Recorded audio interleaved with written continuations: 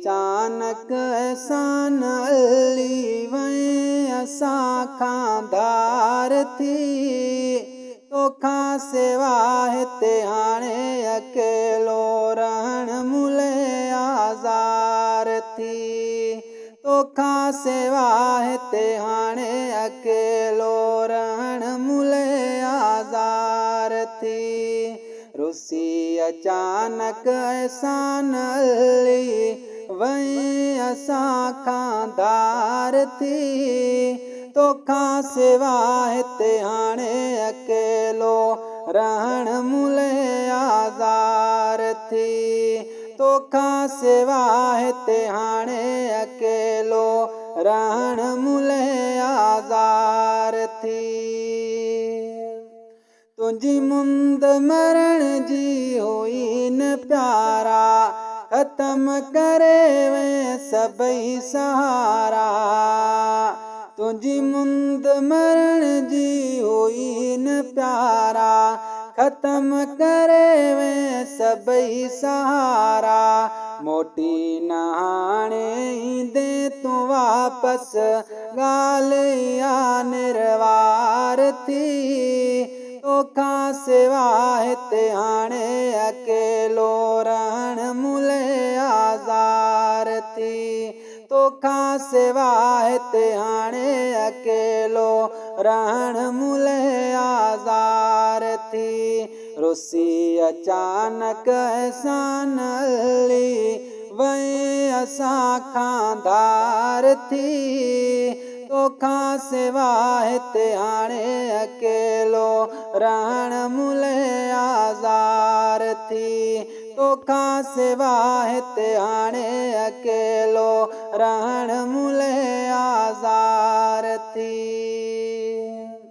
असां रोई गुरूं ते रब खां दुआऊं बचड़ो ॾे मालिक कर तूं भलायूं। असां रोई गुरूं ते रब खां दुआऊं बचड़ो ॾे मालिक कर तूं भलायूं। पर रब जी रज़ा ते रहणो आ राज़ी सभ खे इहा लाचार थी। तोखां सिवा हिते हाणे अकेलो जीअण मुले आज़ार थी।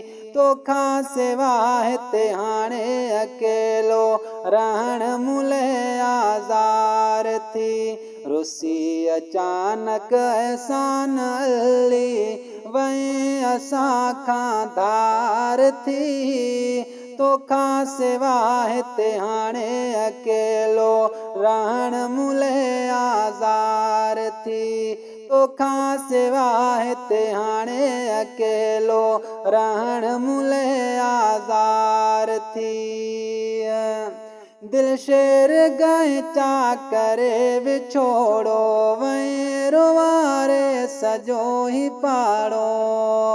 दिल शेर गांइ चा करे विछोड़ो वई रुवारे सॼो ई पाड़ो।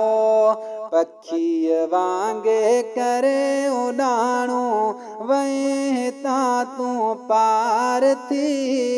तोखां सिवा हिते हाणे अकेलो रहण मुले आज़ार थी।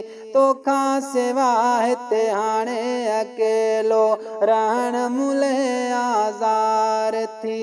रुसी अचानक अहसान अली वई असां खां धार थी। तोखां सिवा हिते हाणे अकेलो रहण मुले आज़ार थी।